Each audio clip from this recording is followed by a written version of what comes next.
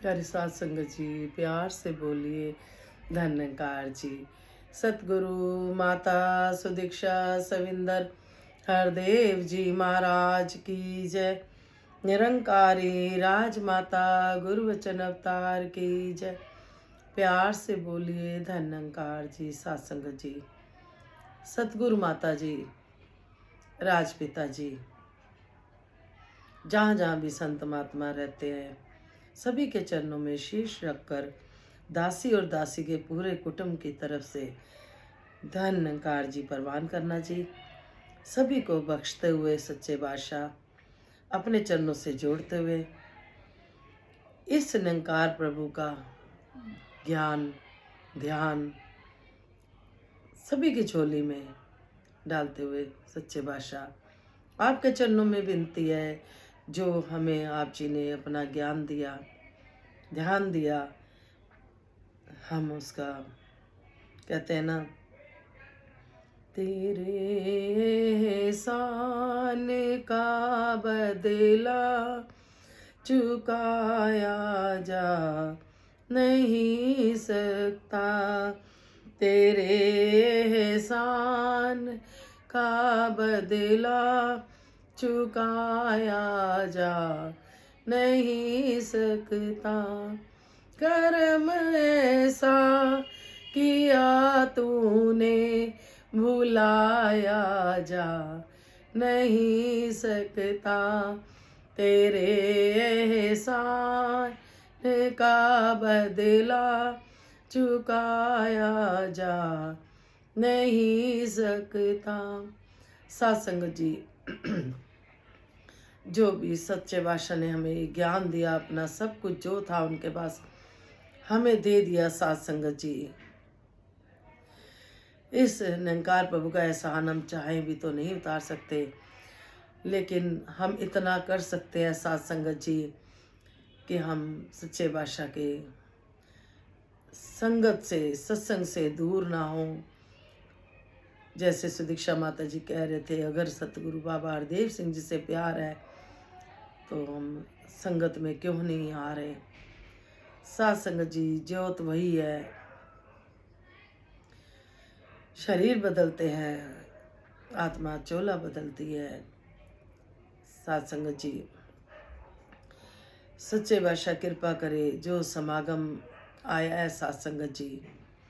बाबा हरदेव सिंह जी कहते थे कि जो तो मेला समझ के आते हैं तो फिर उनको मेले वाला ही हिसाब रहता है, और जो कहते हैं समागम है, यज्ञ रचा जा रहा है, उनको फिर उसी हिसाब से फल मिलता है। सत्संग जी, हमें भक्ति करनी है। सत्संग जी, भक्ति करते हुए मन को मंदिर बनाना है ना।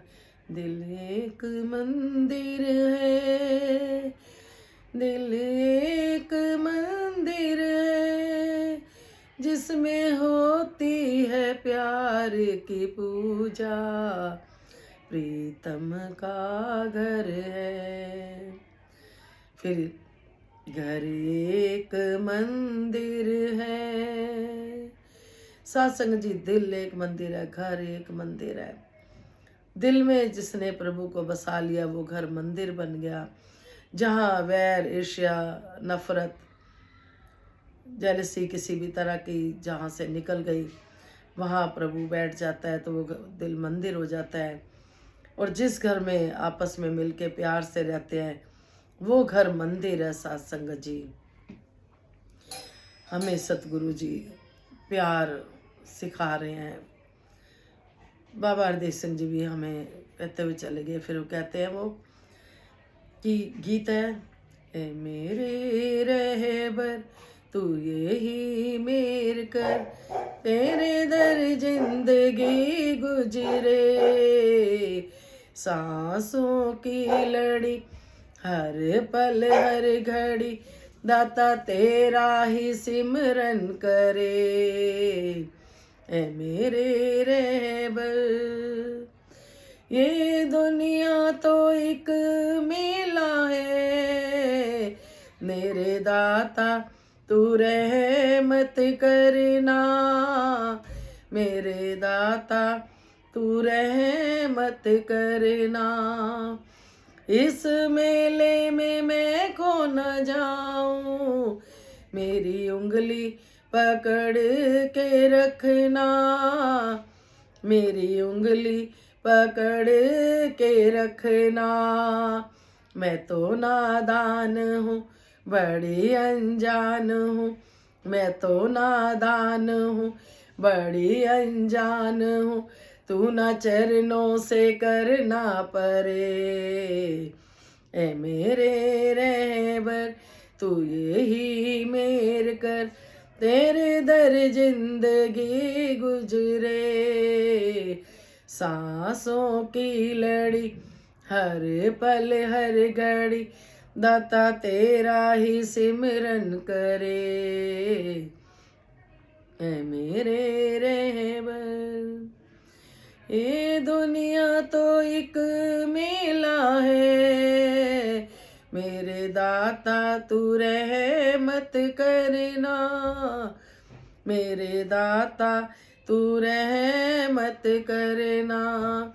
इस मेले में मैं खो न जाऊं, मेरी उंगली पकड़ के रखना, मेरी उंगली पकड़ के रखना। मैं तो नादान हूँ, बड़ी अनजान हूँ, मैं तो नादान हूँ, बड़ी अनजान हूँ। तू ना चरणों से करना परे, ऐ मेरे रहबर। दुनिया के हर एक मोड़ पे मेरा तो सहारा तू है, मेरा तो गुजारा तू है। कोई होगा किसी का गुजारा, मेरा तो गुजारा तू है, मेरा तो गुजारा तू है। मुझे जो भी मिला तेरे दर से मिला, मुझे जो भी मिला तेरे दर से मिला।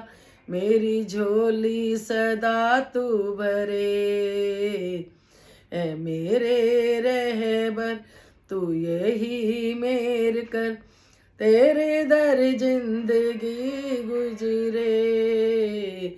सांसों की लड़ी हर पल हर घड़ी, दाता तेरा ही सिमरन करे, ऐ मेरे रहबर। अब तक तो तेरे दर बीते, बाकी भी तेरे दर बीते, बाकी भी तेरे दर बीते। बनवारी तू मेर करना, बाबू हीरा जन्म को जीते, बाबू हीरा जन्म को जीते। हर देव राजमा है बड़े मेरबा, हर देव राजमा है बड़े मेरबा। हम तेरे है खोटे या खरे,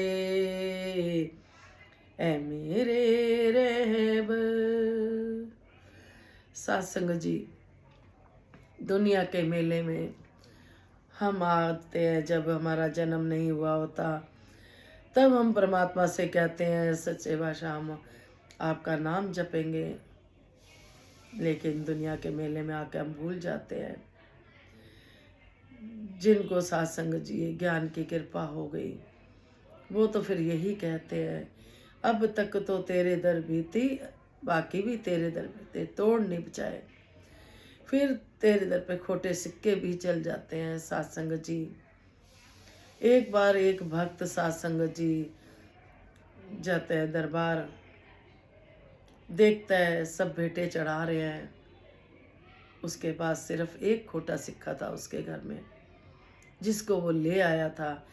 जब सबको भेंटे चढ़ाता देख रहा कि सतगुरु जी को सब इतनी सुंदर सुंदर भेंटे चढ़ा, मैं तो खोटा सिक्का लेके आया हूँ, मेरे पास और कुछ है ही नहीं। साध संगत जी वो शर्म के मारे सतगुरु के पास नहीं जाता, बैठे रहते हैं। सबको देखता है, सब इतनी सुंदर सुंदर भेंटें दे रहे हैं। आता है भक्त के मन में कि हम भी भेंट करें। भेंट भी सच्चे बादशाह अपने आप ही करवाता है। तो निरंकार मैं तेरी शरणागति बख्श लो। साध संगत जी सतगुरु जी उसके पास उठकर आते हैं। रोंगटे खड़े हो गए साध संगत जी ध्यान में ये बात आते ही। ध्यान कुछ और था, कहते हैं ना सतगुरु अपने आप बुलवा लेते हैं। कुछ और दासी ध्यान लेके बैठी थी, लेकिन सतगुरु को कुछ और मंजूर था, जो उसने बुलवाना है, जो उसको अच्छा लगता है। तो साध संगत जी सतगुरु जी कहते हैं कि भक्ता तूने भेंट नहीं चढ़ानी। वो रो पड़ता है साध संगत जी की, सतगुरु जी सब तो तुहानू सोने दी मोहरा चढ़ा रहे ने, मेरे को तो खोटा सिक्का है, मैं किवें चढ़ा दिंदा। सतगुरु ने उनके हाथ से लिया खोटा सिक्का। जब अपनी गद्दी पे बैठे साध संगत जी उस सिक्के से वो खेलने लग गए। जिन्होंने सोने की मोहरें चढ़ाई थी वो भक्त कहते सतगुरु जी हमने तो सोने की मोहर आपको चढ़ाई है, भेंट करिए, आप तो खोटे सिक्के से खेल रहे हो। साध संगत जी विश्वास करना, ये निरंकार प्रभु जानता है, एक एक छोटी से छोटी बात जानता है। दासी सुनी सुनाई बातें पे इतना भरोसा नहीं, दासी के साथ बीतता है, ऐसा सुन रहा होता है, सारी बात सुन रहे होते हैं। तो सतगुरु जानी जान होता है। सतगुरु ने कहा आपके पास ऐसी सोने की मोहरें और होंगी घर पे, इसके पास तो एक ही खोटा सिक्का था घर पर, जिसको वो भी ले आया मेरे को भेंट चढ़ाने। ऐसे होते हैं सतगुरु। साध संगत जी हम विश्वास रखें सतगुरु पे। जो भी निराश हैं साध संगत जी बिल्कुल भी निराश ना हो, इनकी भक्ति में लगे रहें, आनंद लेते रहें। हम अपनी ख्वाहिशों को साध संगत जी विश्राम दें। अपने आप ये सत्संग जी जो हमें चाहिए होता है मिलता है। जिस तरह से एक छोटा बच्चा होता है, किस समय उसे नहलाना है, धुलाना है, क्या करना है। साध संगत जी जीते जी मुक्ति तभी है जब हम अपनी इच्छाओं को मुक्त करते हैं, और वो होती बड़ी मुश्किल है, लेकिन उनकी हुई है जो आज सतगुरु के बिल्कुल करीब हो गए चरणों से। साध संगत जी कहना भी नहीं पड़ता, उनके काम अपने आप होते हैं। दासी देखती है साध संगत जी इतने विद्वान महात्मा, इतने विद्वान दासी आपके चरणों की धूल है, फिर भी सच्चे बादशाह दासी को बख्श रहे हैं। कि दासी हमेशा यही कहती थी, अब से नहीं बचपन से ही दासी कहती थी कि दासी का ध्यान हर समय प्रभु में, व्रतों में, कीर्तनों में, इसमें कि भगवान ने मेरे को गलती से भेज दिया संसार में। दासी ऐसे बोलती थी। फिर साध संगत जी सब कुछ सारे सुख होने के बावजूद भी आंखों में पानी सतगुरु की प्यार में आता था। सब सोचते थे, अगले दिन पूछते थे तू रोई क्यों थी। तो दासी कहती थी आपके सामने सच्चे बादशाह ने सब कुछ दिया हुआ है, मैं उनके प्यार में रोई थी, क्यों मेरी मतलब हर बात को सुन लेते हैं। मतलब जैसे कि एक में किस निरंकार के साथ। तो दासी कहती थी आप बताओ, दासी को तो कोई दुख तकलीफ किसी बात की कमी नहीं, अगर आंसू आए तो वो सतगुरु के प्यार में आते हैं। और जो प्यार मिला वो सबको बताने का दिल करता है कि आपको भी मिले। हम साध संगत जी वो काम करें जो सतगुरु का रिझा पाए। एक बार मीडिया वालों ने बाबा जी से पूछा, बाबा जी आपके करोड़ों भक्त हैं। बाबा जी ने क्या कहा, मेरे 100 भक्त हैं जो मेरी बात पे चलते हैं, जो कहना मानते हैं। तो बाबा जी ने कहा मुझे क्वांटिटी नहीं क्वालिटी चाहिए। हम भी तो क्वालिटी लेते हैं, खाने पीने का सामान लेते हैं, बढ़िया से बढ़िया कोशिश करते हैं कि अच्छे से अच्छा लें, क्वालिटी का लें, जो हमारे शरीर को खराब ना करे। तो इसी तरह से सत्संग में भी सतगुरु को क्वालिटी चाहिए, क्वांटिटी। सत्संग जी कहते हैं 9 तरह के भक्त बताए गए हैं। फिर कभी दासी इस पर थोड़ा सा भाव रखेगी, जब सतगुरु चाहेंगे सत्संग जी। तो इसी तरह से सत्संग जी, परमात्मा ने हमें इतना कुछ दिया, उधर ध्यान नहीं जाता, जो नहीं मिला उस पे जाता है। दासी आप जी को एक बात बताएगी। दासी के पास गांव से एक बच्चा रहता था, जब दासी बीमार रहती थी। अब तो आप जी ने कृपा कर दी, बच्चे बहुत आए दासी के पास, बहुत ही प्यारे प्यारे बच्चे आए। बहुत सारी उनके बारे में भी बहुत सारी बातें हैं। फिर दासी जब सतगुरु चाहेगा, ये सत्संग जी दासी विश्वासी बातें, क्योंकि दासी को हुक्म आया, सत्संग जी गीत का हुक्म आया था कि गीत भी गाना।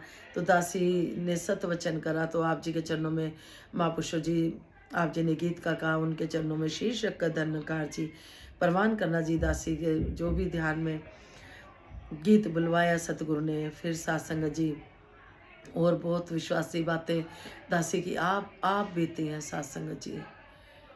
तो बात मुक्ति की आरती, वो बच्चा रहता था सत्संग जी।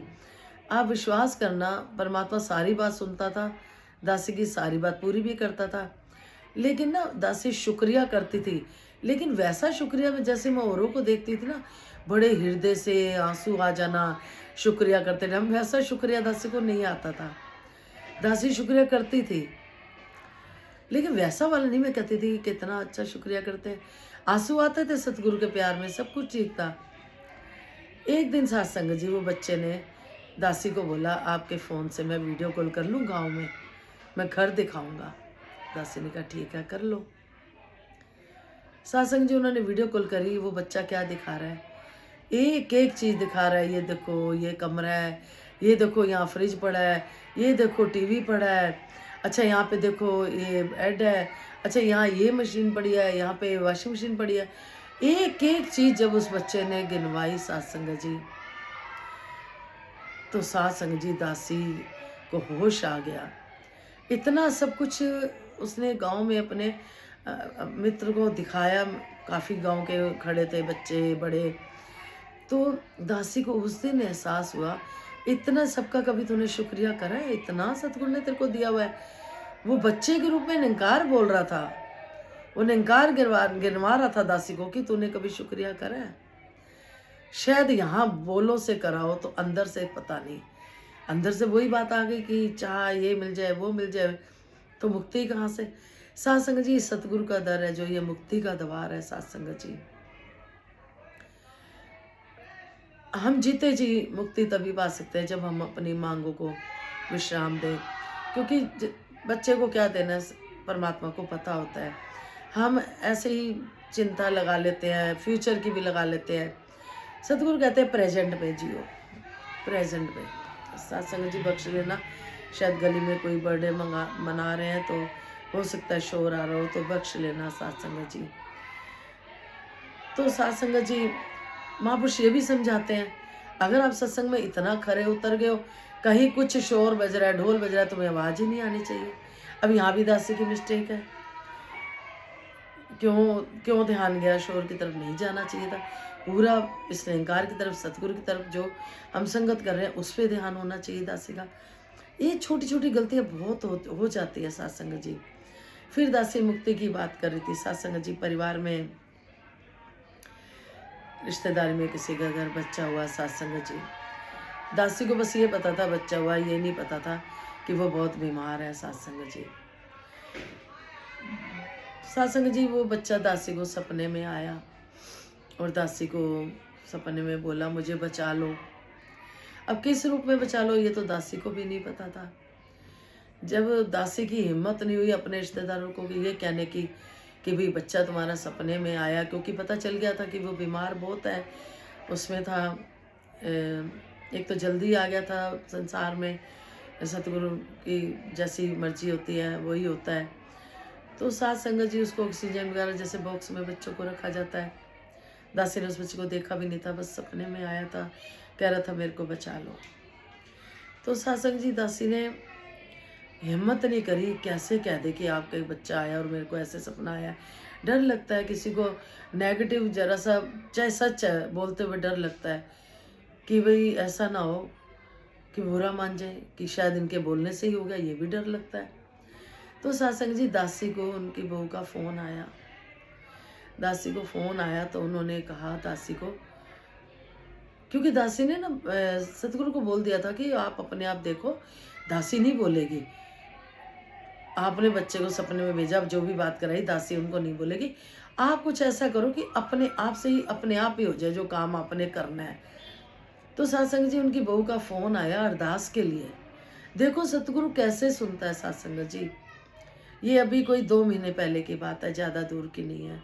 दासी इसलिए बताती है, जो भक्त निराश हुए हैं बिल्कुल मत हो, ये जानी जान है, ये सब जानता है।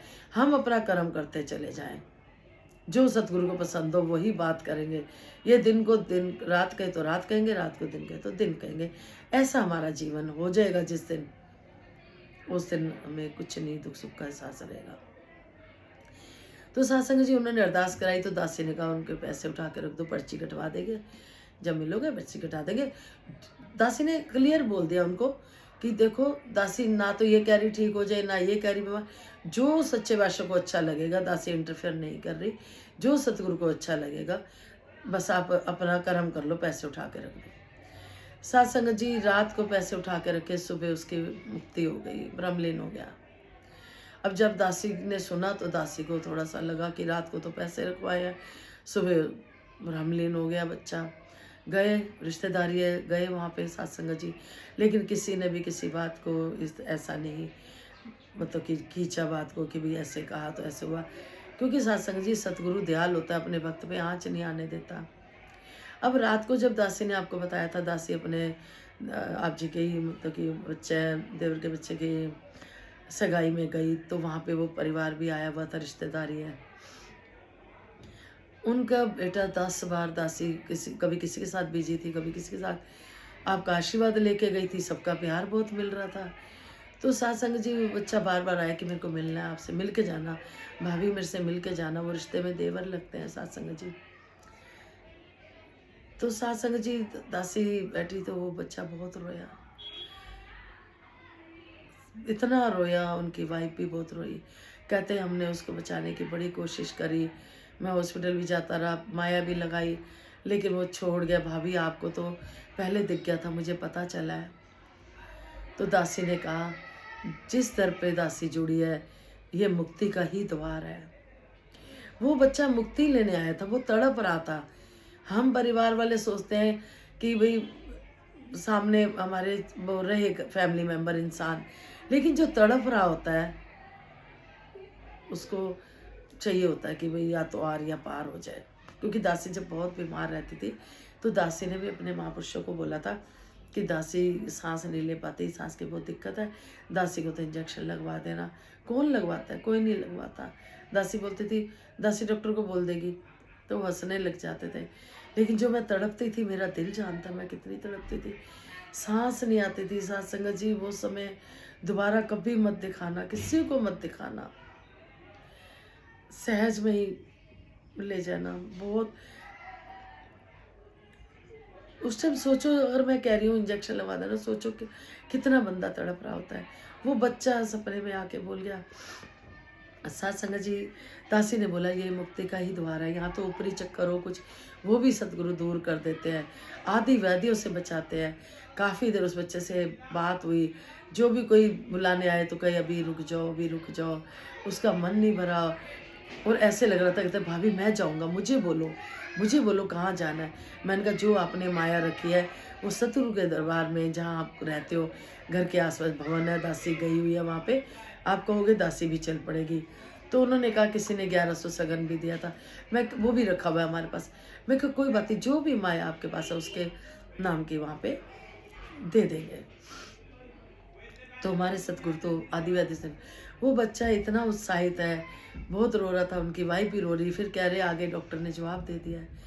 दासी ने बोला कि सतगुरु बड़ा है, आप सतगुरु पे भरोसा रखो, फिर से खुशियाँ आएंगी, फिर कृपा होगी, क्योंकि ये तो निरंकार देता है खुशियाँ, जो इसके दर पे पहुंच जाता है। और वो फैमिली मतलब हस्बैंड उनके जाने को तैयार बैठे हैं सतगुरु के दर पे कि आप जैसे कहोगे। सत्संग जी क्या बोले सच्चे बादशाह, ये जब चाहता है तभी कोई सुन पाता है। तो दासी रोज यही कहती है पूरे कुटुंब की तरफ से, आप जी के चरणों में शीश रखकर धन्यकार जी पूरे कुटुंब को, कबीले को, सबको क्षमा कर दो, बख्श दो, बख्श दो। बड़ी कृपा होगी कि सच्चे भाषा उस परिवार को जोड़ लेना। बच्चा बहुत रो रहा था, दासी अब तक उसके बारे में ही सोच रही। उसको दासी ने फ़ोन भी नहीं करा कि कहीं और फिर से याद दिलाने वाली बात हो जाएगी। तो दासी ने सतगुरु को ही बोल दिया, आप कृपा करो उस परिवार को जोड़ लो, आप तो सब कुछ कर सकते हो।